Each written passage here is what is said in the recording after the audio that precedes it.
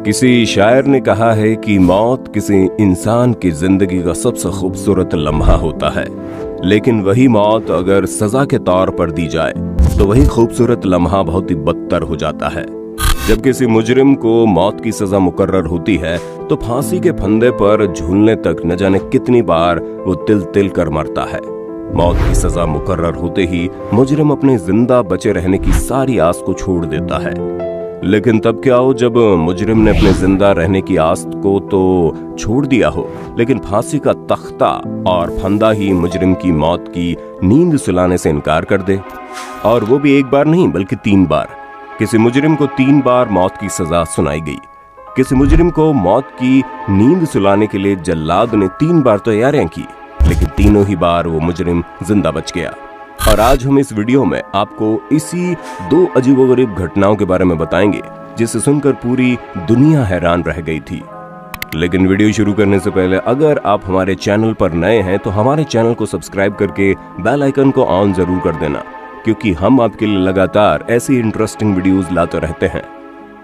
जब कोई मुजरिम बहुत ही क्रूरता से भरा और कोई जघन्य अपराध करता है तो उस मुजरिम को मौत की सजा सुनाई जाती है।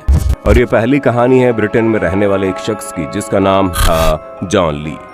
कोर्ट ने जॉन ली को 1 नहीं बल्कि 3 बार मौत की सजा तो सुनाई, लेकिन वो तीनों ही बार मौत को चकमा दे गया। अब ये हुआ कैसे, इसके लिए आपको थोड़ा डिटेल में समझना होगा कि पुराने समय में मौत की सजा देने के लिए तरह तरह की क्रूरताएं की जाती थी। इंसानों के शरीर को टुकड़ों टुकड़ों में काटने के अलावा उनके हाथ पैरों को 4 अलग अलग दिशाओं में खींचा जाता था। जिंदा जलाने के अलावा सिर में गोली तक मारी जाती थी।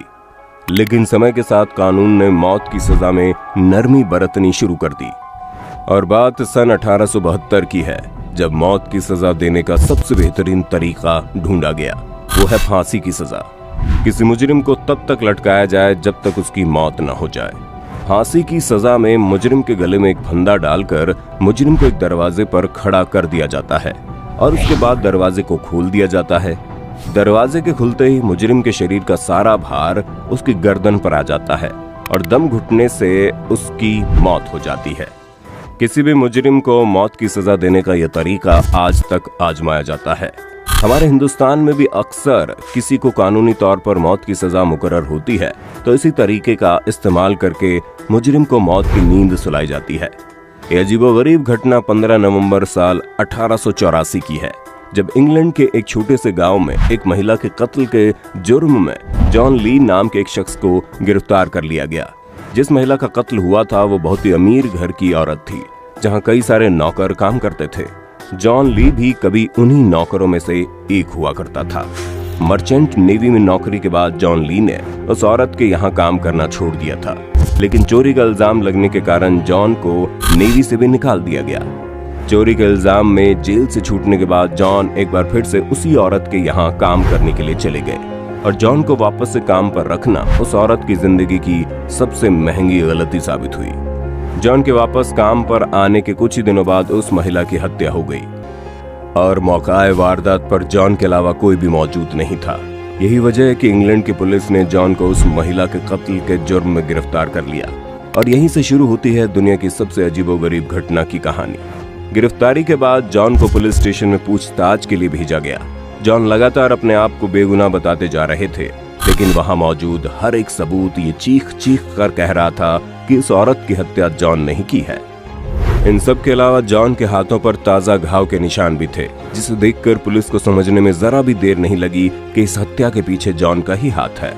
कुछ दिनों बाद हत्यारे जॉन को कोर्ट में पेश किया गया, जहां जज ने जॉन को मुजरिम करार देते हुए मौत की सजा सुना दी। लेकिन जॉन अभी भी एक्सेप्ट नहीं कर पा रहा था कि हत्या उसी ने की है।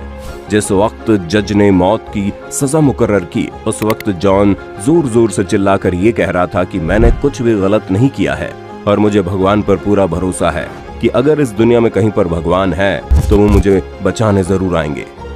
महिला का कत्ल हुए लगभग 4 महीने बीत चुके थे। जॉन को दोषी बताकर उसे मौत की सजा सुना दी गई थी, और अब था 23 फरवरी सन 1885 का वो दिन जब मुजरिम जॉन को मौत की नींद सुलाने के लिए फांसी की सजा दी जानी थी। और यही वो दिन था जब भगवान पूरी तरह से जॉन के पक्ष में थे। जॉन के दिमाग में तरह तरह की बातें चल रही थी। शायद जॉन ने भी ये मान लिया था कि वो दिन उनकी जिंदगी का आखिरी दिन है। जॉन को फांसी देने से पहले हर एक चीज को अच्छी तरह से जांचा गया कि सब ठीक से काम कर रहा है या नहीं। उसके बाद जॉन के चेहरे को काले कपड़े से ढककर गले में रस्सी चढ़ा दी गई। कुछ ही देर बाद जल्लाद ने फांसी के तख्ते को खोलने के लिए हैंडल को खींच दिया। लेकिन ये क्या, इसे भगवान का करिश्मा कहिए या फिर कोई तकनीकी खामी। जल्लाद तख्ते के हैंडल को लगातार ऊपर नीचे करता रहा, लेकिन फांसी का तख्ता खुला ही नहीं। इस अजीबोगरीब घटना की वजह से जॉन की जिंदगी को एक दिन की और मोहलत मिल चुकी थी। फांसी नहीं लग पाने की वजह से जज ने फांसी की तारीख अगले दिन के लिए रख दी।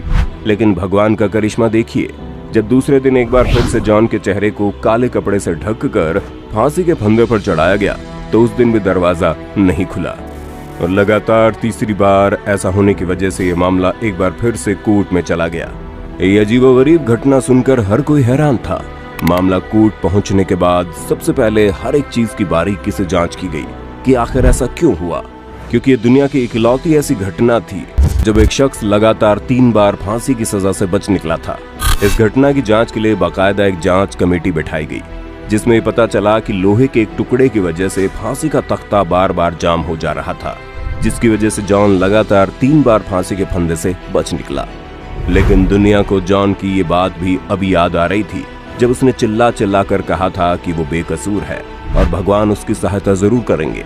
इन्वेस्टिगेशन में ये पता लगने के बावजूद भी कि लोहे के एक टुकड़े की वजह से फांसी का तख्ता नहीं खुल रहा था, अदालत के जज ने जॉन को छोड़ने का आदेश दे दिया।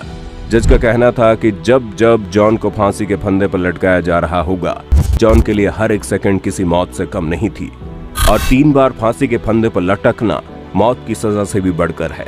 दुनिया की कोई भी सजा इससे बड़ी नहीं हो सकती। अदालत का यह आदेश मिलते ही जॉन को छोड़ दिया गया, लेकिन उसके बाद जॉन कहाँ गए ये किसी को भी पता नहीं चला। कुछ लोगों का कहना है कि इस अजीबोगरीब घटना के बाद जॉन इंग्लैंड छोड़कर कहीं और बस गए, जिसके बाद 1945 में 80 साल की उम्र में इनकी मौत की खबर आई। बिल्कुल ऐसी ही घटना ऑस्ट्रेलिया के सिडनी में हुई थी, जब 2 चोरों को सोने के सिक्कों से भरा एक संदूक ले जाते हुए वहां की पुलिस ने पकड़ा था, लेकिन वो दोनों ही चोर पुलिस को घायल करके वहां से भाग निकले। खोजबीन के बाद इन दोनों चोरों को पकड़ लिया गया और जोसेफ नाम के चोर से कुछ सिक्के बरामद हुए, लेकिन वो लगातार अपने अपराध से मुकरता रहा। अधिक जोर देने पर उसने लूटपाट की बात तो एक्सेप्ट कर ली, लेकिन उसने ये स्वीकार नहीं किया कि लूट के साथ साथ हत्या भी उसी ने की है।